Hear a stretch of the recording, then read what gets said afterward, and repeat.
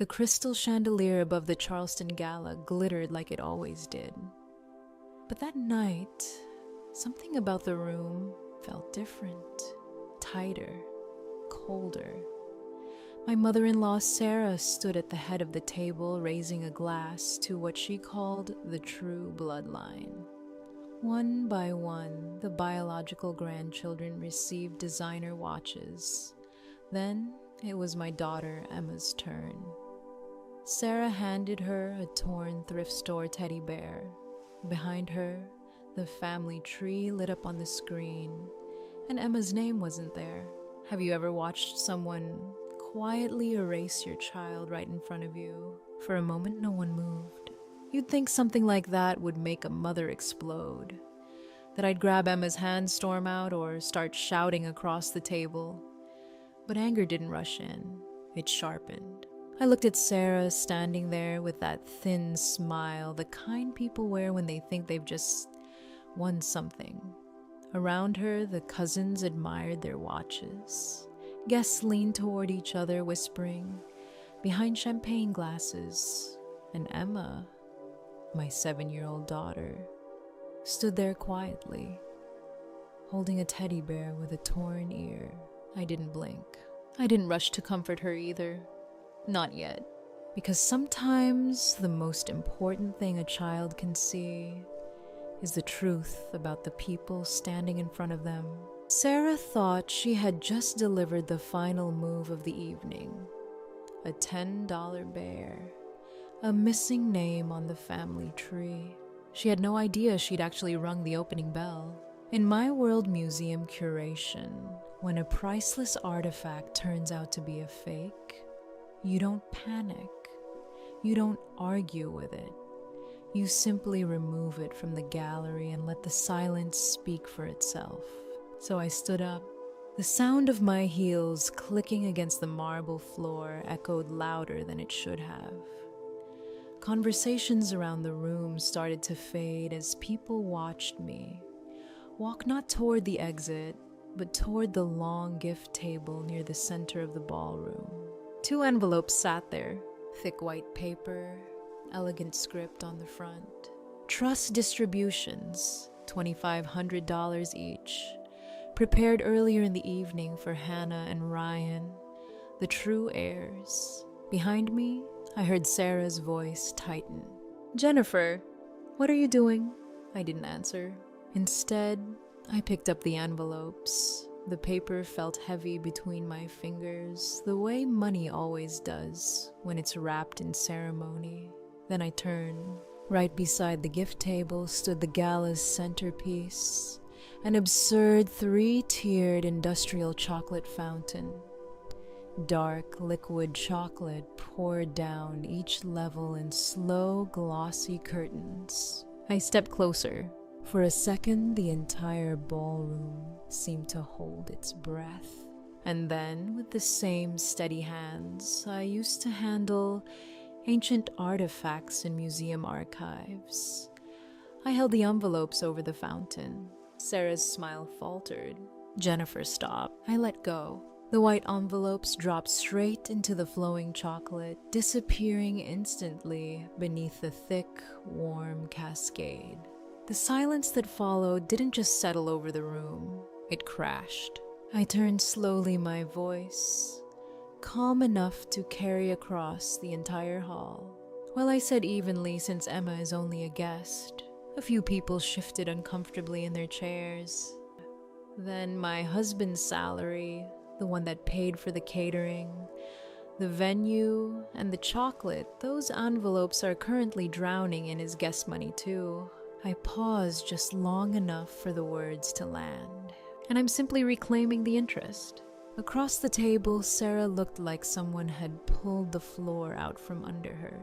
"Have you lost your mind?" she snapped. But before she could say anything else, Christopher moved. He had been standing beside Emma the entire time, quiet, watching. He slipped a hand into the pocket of his tuxedo and pulled out his phone.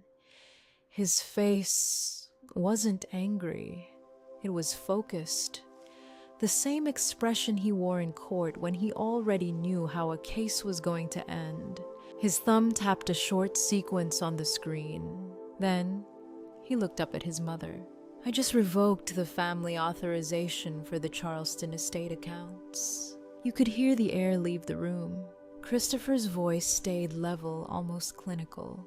The staff payroll, the security contracts, the utilities, all of it is now offline. Sarah stared at him as if she'd never seen her son before. "Christopher, you can't be serious if we're not family," he continued calmly. "Then there's no reason we should keep funding the house." A long pause followed. "I'm sure your true bloodline can figure out how to pay the bills by morning." That was it. No yelling, no scene. Just a quiet financial unplugging of the empire Sarah had built her identity around. I reached for Emma's hand. She squeezed mine, still clutching the torn teddy bear in her other arm. We walked toward the doors together, leaving the toy face down on the white tablecloth. Behind us, the ballroom remained frozen, hundreds of guests standing inside a building that for the first time in years, they could no longer afford. The doors of the gala closed behind us with a soft, expensive click. Inside the room was probably exploding by now, voices rising, chairs scraping. Sarah finally finding her words. But out here, none of that mattered. The night air wrapped around us the second we stepped off the marble entrance. Charleston in the evening carries a kind of thick warmth, the kind that usually smells like gardenias and salt drifting in from the harbor. But that night it felt colder than it should have. Emma's small hand stayed in mine. She hadn't said a word. Christopher walked ahead of us toward the car, his posture stiff, the muscles in his jaw tight in a way I'd only seen a few times before. Usually in court, right before he dismantled someone's case piece by piece. But what struck me most was Emma, 7 years old and completely silent. Most children would have asked questions by now. Why did my cousins get watches? Why did Grandma give me a broken bear? Why wasn't my name on the big screen? Emma didn't ask any of those things. Children are strange like that. They don't always confront cruelty directly. Sometimes they simply absorb it, quietly measuring the room the way a thermometer measures temperature. And that silence told me something I didn't want to admit. She already understood. Christopher reached the car and opened the back door for her. "Hey, kiddo," he said gently. Emma climbed in without protest, setting the torn teddy bear carefully on the seat beside her, like it was something fragile instead of something humiliating. Christopher closed the door and turned toward me. "You okay?" he asked. His voice was low, controlled. I looked back at the estate glowing behind us. The tall windows, the sweeping staircase visible through the glass. The building that had swallowed 6 years of my life. "I'm more than okay," I said quietly. And strangely, it was true. Because the moment we stepped outside that house, something inside my head had finally gone quiet. Clarity has a strange feeling. It doesn't roar like anger. It arrives cold and precise like a diagnosis. For 6 years, I had been the invisible architect of Sarah's world. While she played the role of Charleston's perfect matriarch, I had been working behind the curtains. I curated her private art collection, so its value kept rising. I handled the historical documentation needed to keep the estate classified under certain preservation tax codes. I organized the appraisals, the cataloging, the insurance. When a pipe burst in the East Wing 3 years ago and threatened to destroy the foundation archives, I didn't hesitate. I used a large portion of my own inheritance to restore it.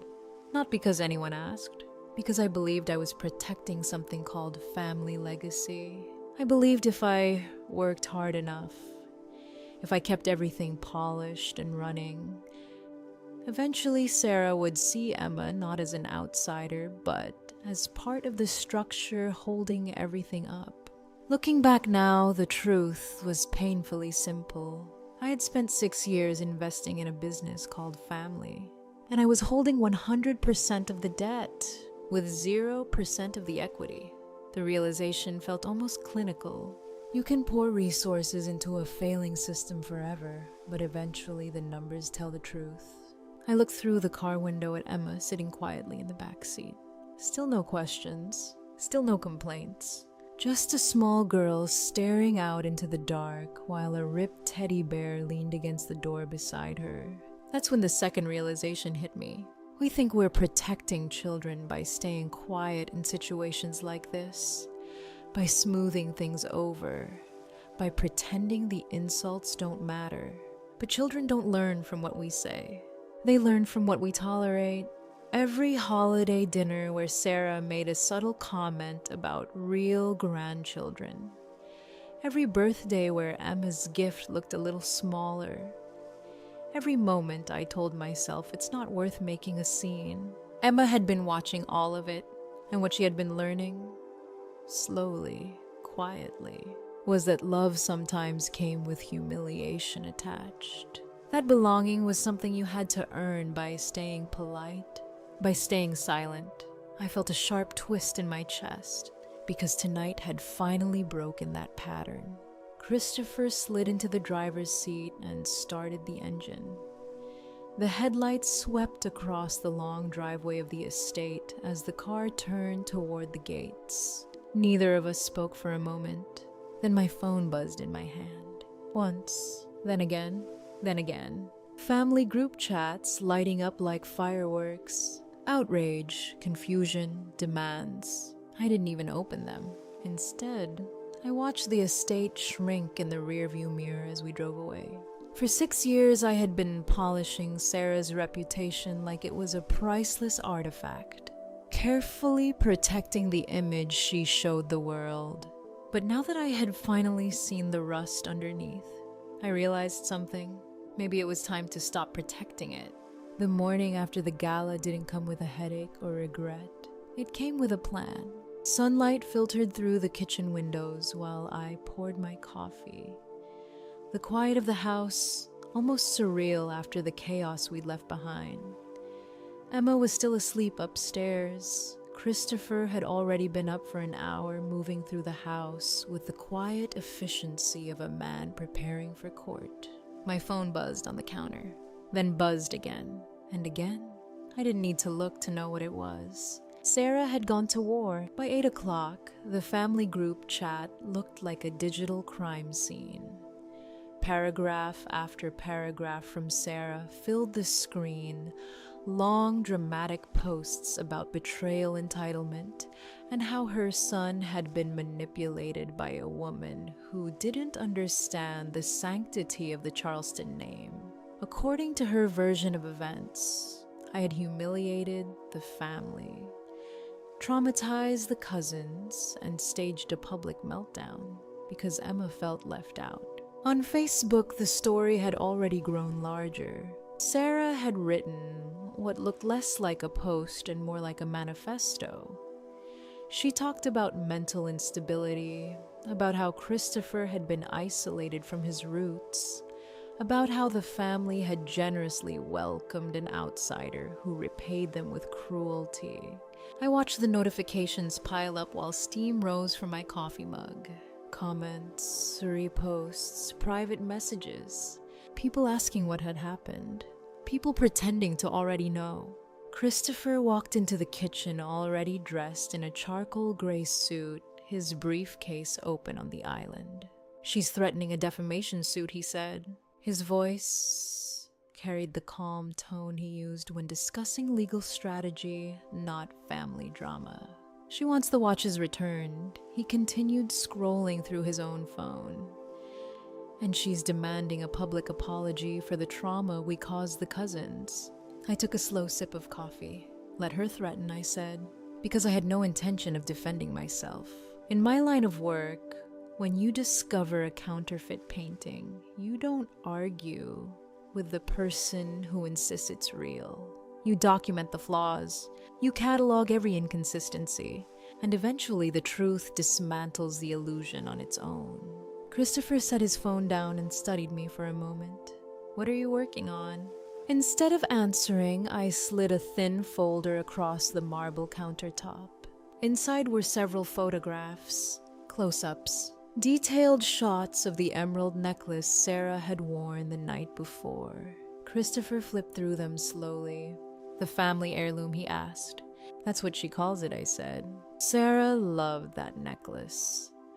A dramatic cascade of green stones set in heavy gold. According to her, it had been passed down through the Charleston family since 1890. It was one of her favorite talking points during charity galas and museum tours. The kind of story people nodded politely at without questioning. But I'd spent years studying historical objects, paintings, jewelry, textiles.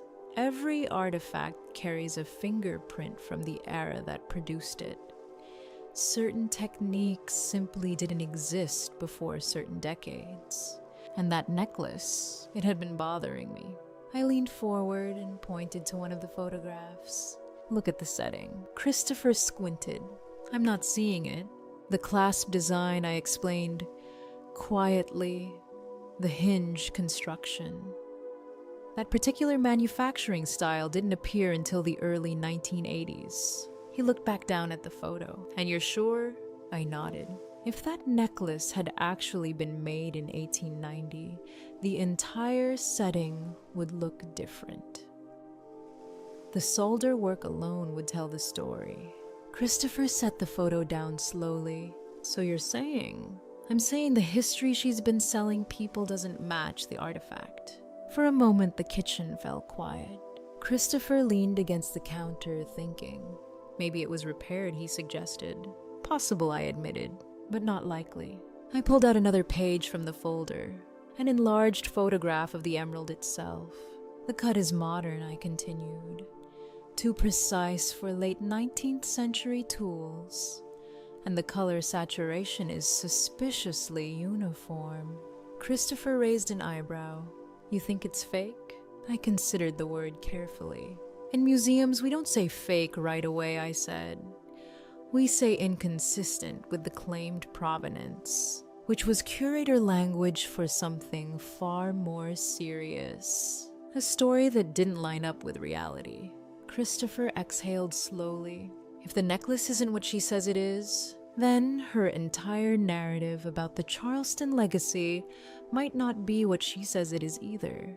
That thought hung in the air between us, because Sarah's authority in that family came from one thing: history, generations, bloodlines, heirlooms. The idea that everything she managed had been carefully passed down through time. But what if that story had cracks in it? What if the matriarch guarding the family legacy had actually been rewriting it? Christopher straightened the shift in his posture immediate. "The estate accounts," he said. I nodded. "Yes, every trust, every asset, especially the ones she controls." His expression changed again, no longer the son navigating family conflict, but the attorney recognizing the outline of a financial case. "You think there's more?" I didn't answer right away. Instead, I looked back down at the photograph of the emerald necklace. 6 years of carefully maintained appearances. 6 years of stories about heritage and honor. And suddenly I couldn't stop wondering something. If the jewel at the center of Sarah's legacy was a forgery, what else in that house wasn't real? By mid-afternoon, the house had gone quiet again. Emma was outside in the yard drawing with sidewalk chalk, completely unaware that inside the office, down the hall, the foundation of an entire family legacy was starting to crack open. Christopher closed the door behind him and powered on the monitors in his home office. One screen became two. Two became three. Within minutes, the soft glow of spreadsheets reflected across his glasses. The room looked less like a home study and more like a financial command center. I filed the notice, he said, fingers already moving across the keyboard. Audit. Full forensic review of the Charleston estate accounts. He didn't look up. Operating expenses, trust distributions, investment inflows. 10 years back. 10 years. That wasn't just a disagreement with his mother anymore. That was a legal excavation. I pulled a chair beside him and leaned toward the screens. Columns of numbers scrolled past dates, transfers, account identifiers. Thousands of tiny entries that to most people would look like meaningless noise. But financial records tell stories. You just have to know where to look. Christopher clicked into the operating trust. First, the one Sarah always described as the legacy fund, supposedly supported by old land investments and long-standing family assets. According to her, he muttered, "This account has been running on generational wealth since the early 1900s. I watched the data scroll. At first glance, it looked exactly the way it should. Estate maintenance, staff payroll, property taxes, catering deposits for events like the gala. But something about the balance sheet felt too stable. A trust tied to market investments should fluctuate. This one barely moved. Scroll back 3 years, I said. Christopher adjusted the filter. More entries appeared, and that's when I saw it. Stop. His cursor froze. There it was, buried halfway down the page. A deposit. $40,000. 6 months later, another one. $40,000 again. Then another, and another. Always the same amount. Always spaced exactly 6 months apart. Christopher leaned closer to the screen. That's strange. Regular transfers can mean a lot of things. Dividends, rental income, structured payouts. But the source account listed beside the deposits wasn't any estate holding I recognized. Open the source code, I said. He clicked. A new window appeared, showing the originating account number and internal reference notes. Christopher frowned. That account shouldn't even be active. What do you mean? He tapped the screen. This is a secondary trust tied to Emma's biological father. For a second, I thought I'd misheard him. The life insurance trust, I asked. Christopher nodded slowly. When Emma's father passed away, there were 2 policies. One primary trust that transferred cleanly to Emma's guardianship, and a smaller, secondary account. I remembered that conversation from years ago. The lawyers had explained that the secondary account had been eaten up by administrative fees and inactive for years. Gone, or so we had been told. Christopher pulled up the account history. The screen refreshed. Rows of transactions filled the page. Deposits, withdrawals, and there it was again. Every 6 months, $40,000 leaving that account and entering Sarah's legacy trust. The room went completely silent. Christopher leaned back in his chair, slowly, the realization creeping across his face, piece by piece. That account wasn't dormant, he said quietly. Number. I felt something cold settle in my chest, because the pattern was unmistakable now. For years, money had been moving from Emma's inheritance directly into the fund Sarah used to maintain the estate, to pay the staff, to host the galas, to buy designer watches for the true bloodline. Christopher zoomed out on the timeline. The transfers stretched back 3 years. 6 deposits per year, $40,000 each. I did the math in my head before I even meant to. Nearly $500,000. Christopher's voice dropped lower. Jennifer. I didn't answer right away. Instead, I leaned forward and traced the line of transactions across the screen. The same precision, the same schedule, like clockwork. This wasn't sloppy bookkeeping. It was intentional. She's been using it as an operating subsidy, I said finally. Christopher looked at me. For the estate. For everything. Another silence filled the office. Outside, we could hear Emma laughing faintly in the yard. Christopher rubbed a hand across his jaw. That money was supposed to be protected. Yes, it belongs to Emma. Yes. His eyes returned to the screen, the calm expression he wore in court, slowly taking over. The one that appeared when he found the single thread capable of unraveling an entire case. She told us that account was gone, he said. She didn't just lie. I replied quietly. I pointed at the screen again. She redirected it. Christopher pulled up the next report distribution logs from the trust Sarah controlled. Designer purchases, education payments, event expenses, each one quietly balanced by those $40,000 infusions. I felt the truth settle fully into place. Sarah hadn't just been cruel to Emma. She had been funding her lifestyle with Emma's money. The same child she publicly treated like an outsider. Christopher's fingers hovered over the keyboard. When he spoke again, his voice had changed. Harder now, colder. This isn't favoritism, he said. Number, this is embezzlement. I looked once more at the endless row of transactions stretching across the screen. 3 years of quiet theft hidden inside a story about bloodlines and heritage. And suddenly the gala made a terrifying kind of sense. Sarah hadn't been pushing Emma out of the family. She'd been keeping her exactly where she needed her. Invisible, close enough to drain, but never close enough to question where the money was going. The deeper we dug, the uglier the story became. At first, it had looked like a pattern, those $40,000 transfers appearing every 6 months. Suspicious, but still abstract. Numbers on a screen, columns in a spreadsheet. But once Christopher started cross-referencing the withdrawals from Sarah's legacy trust, the picture sharpened in a way that made my stomach turn. Because the money wasn't just sitting there, it was being spent.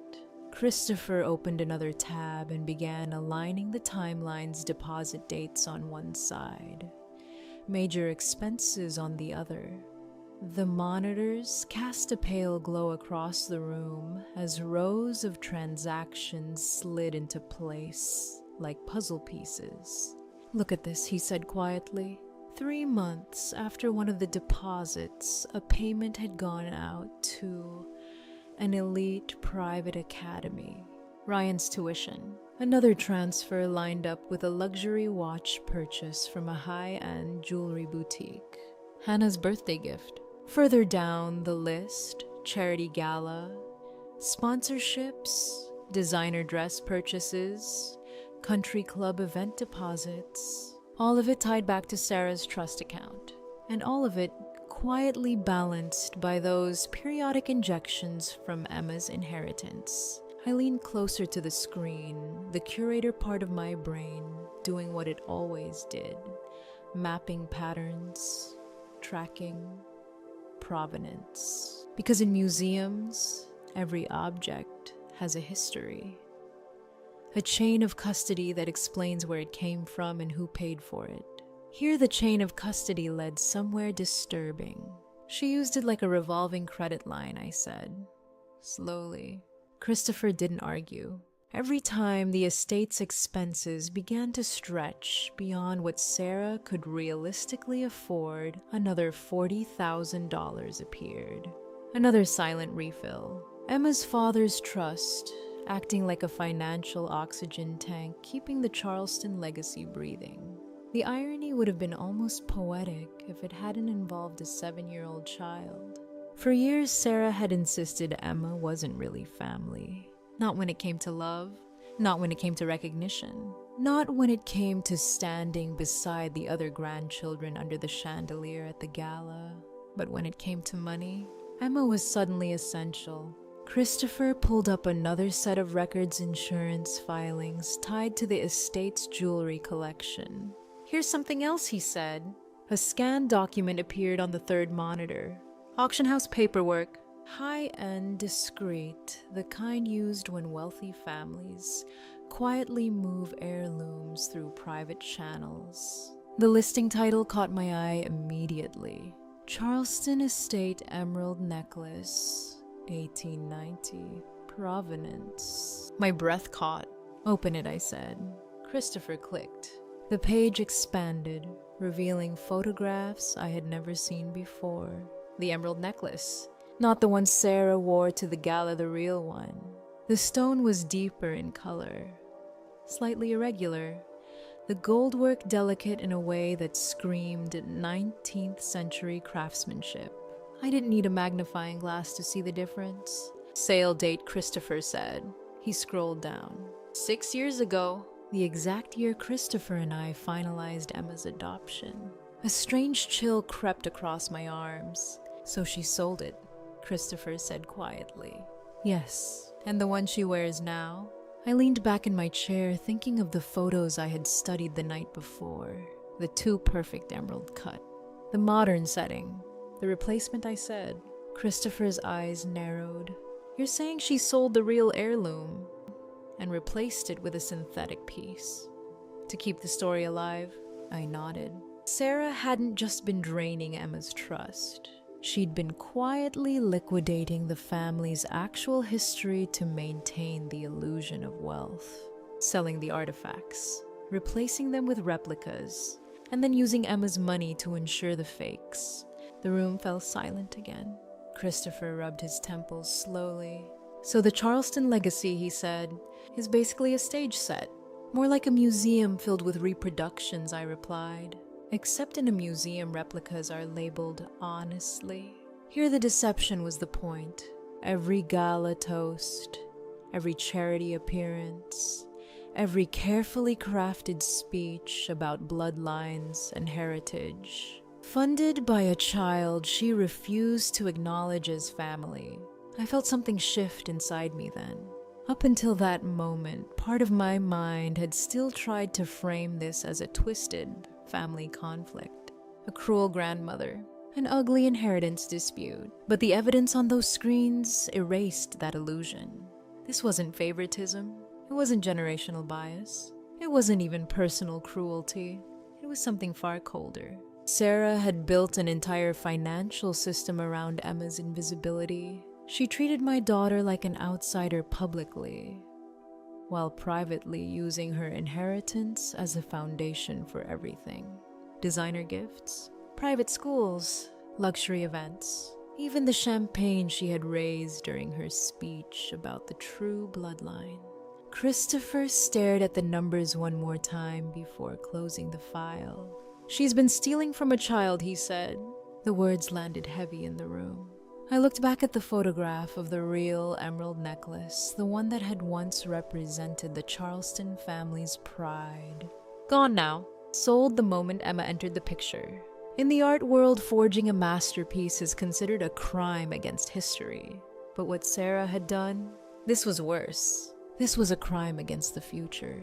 And suddenly the path forward felt painfully clear.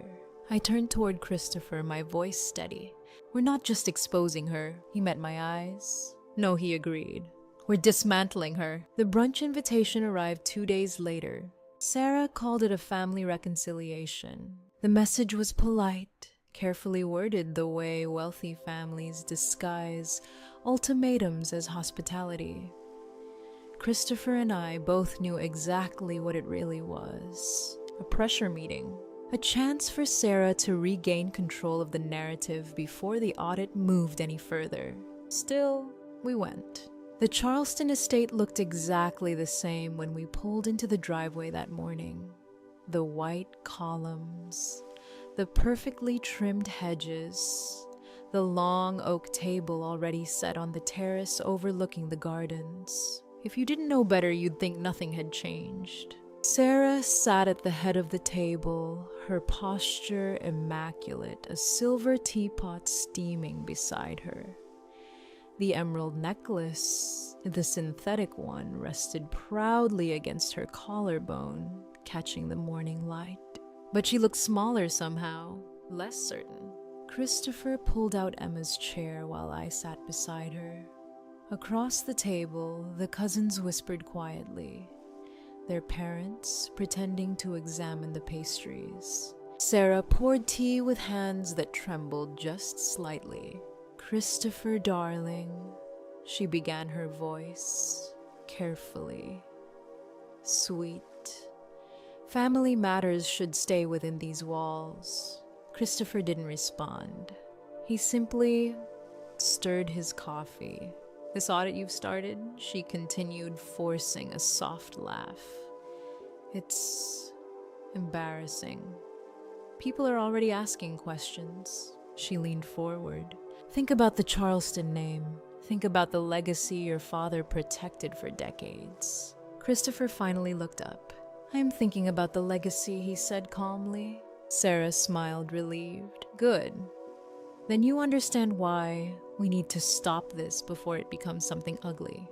Christopher set his spoon down. "I'm thinking about how much of it was stolen." The words landed like a stone in the middle of the table. Sarah blinked. "I'm sorry. That was my cue." I glanced at Emma and gave a small nod. She stood up from her chair. For a moment, the entire table watched in silence as my 7-year-old daughter stepped forward, carrying a weathered wooden box. It wasn't large, just something we had found in the back of the estate's climate-controlled archive room. The same room Sarah assumed no one ever audited. Emma placed the box directly in front of her grandmother. "Grandma," she said clearly, her voice calm in a way that made every adult at the table uncomfortable. "Dad told me to give this to you if you ever ignored me again." Sarah's smile froze. Slowly, she opened the lid. Inside were 3 neatly stacked documents. At the top sat the bank statements. Years of transfers from Emma's father's trust, flowing quietly into Sarah's estate accounts. Beneath that was the auction house receipt. "Charleston Estate Emerald Necklace. Original sale record. 6 years ago." And at the very bottom, a formal criminal referral. "Felony embezzlement. Wire fraud." Sarah's hands began to shake. This is ridiculous," she whispered, flipping through the pages faster now.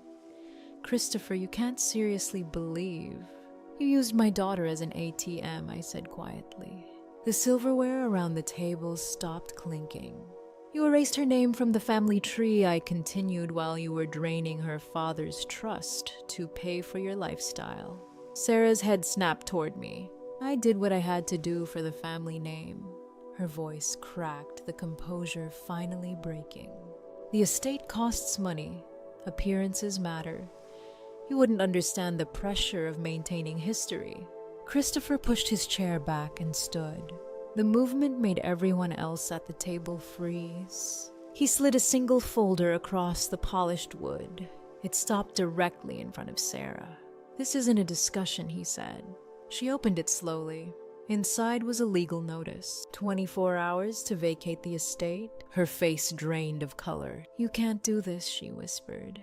Christopher's voice remained perfectly steady. "This property was maintained using funds taken from Emma's trust." He tapped the documents inside the wooden box. "Legally, that makes the estate a recoverable asset." Sarah looked around the table desperately, at the cousins, at the relatives who had toasted her speech about the true bloodline. No one moved. "No," she said, her voice shaking. "Christopher, please, think about your sister. Think about the history of this house." Christopher didn't hesitate. "I did think about the family," he said. Then he placed his hand gently on Emma's shoulder. "And I protected the only member of it who actually matters." Sarah's lips trembled. "I have nowhere to go." I stood up and reached for Emma's hand. "Well," I said softly, "I'm sure the true bloodline will take you in." The security team we had hired stepped onto the terrace at that exact moment. After all, blood was supposed to be thicker than water. Now we were about to see if it was thick enough to pay for a hotel. 3 weeks after the locks were changed on the Charleston estate, the air around our lives felt different, lighter. Not because everything had been solved overnight. It hadn't. Legal processes move slowly, methodically, the way glaciers reshape mountains, quietly but permanently. The estate didn't collapse in a dramatic moment. It unraveled in paperwork, wire transfers, auction listings, property valuations. Forensic accountants moving through Sarah's world like archivists cataloging a museum after a fire. Every asset was examined, every ledger line audited, and piece by piece, the illusion of the Charleston legacy was dismantled. The jewelry collection went first. The so-called heirlooms Sarah had paraded at charity galas turned out to be a mixture of synthetic stones and carefully staged replacements. What little remained authentic was sold through the same high-end auction channels Sarah had once used in secret. Then came the furniture, the mahogany dining table where Sarah had once presided like a queen, the antique cabinets, the velvet chairs from the drawing room where she hosted charity committees and whispered about bloodlines. All of it cataloged, all of it sold. It wasn't revenge, it was restoration. Every dollar that could be traced back to Emma's trust was redirected where it should have been all along, back into the account Sarah had quietly drained for years. By the time the legal teams finished their work, the numbers finally balanced. Emma didn't just have her father's inheritance restored, she had a future again. Not one slowly being harvested to maintain someone else's reputation. Christopher and I didn't stay in Charleston.